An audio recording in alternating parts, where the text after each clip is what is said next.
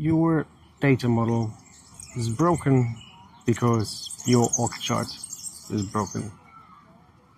But here's the fix. So remote projects rarely fail on the tech. They fail on the ownership. Let's say you join midstream. Data model exists, but no one owns it. Decisions are undocumented, hands off are fuzzy, and 3 people think they are responsible for the same architect, while none of them are actually formally accountable. In this video, I'll give you a concrete playbook: stakeholder mapping, RACI, decision logs, and async rhythms. So, let's go. Before you fix anything, you have to walk the workflow. Where does information stall? Who actually merges changes? Who gets pulled into every schema discussion, even though it's not their job?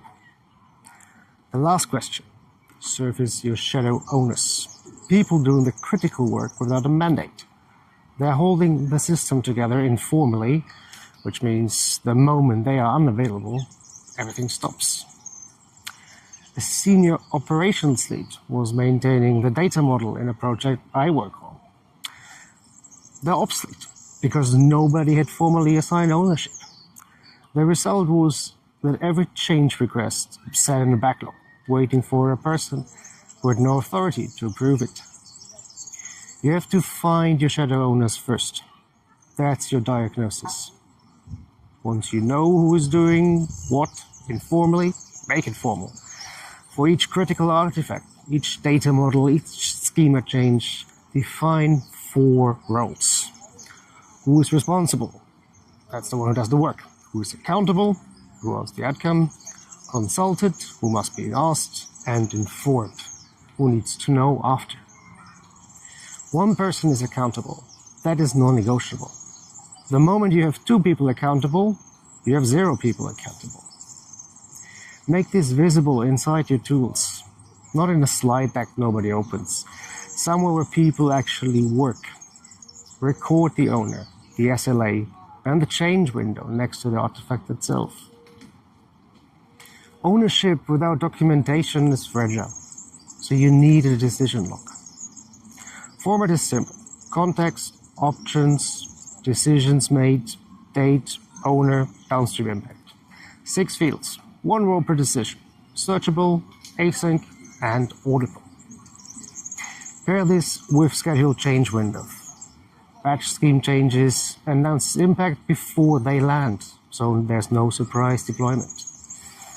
In practice, a role-based field visibility change gets logged before it ships, so stakeholders are informed via a written summary. A rollback plan exists and is documented. Nobody's surprised, nobody's blocked, nobody's changing a context in some Slack thread at 9 p.m. This is not overhead. This is what coordination looks like at scale. Meetings are not coordination. Meetings are escalation. Default to artifacts, written summaries, status boards, SOPs. Use interaction records to track discussions, approvals, and the handoff. Not memory, not chat history.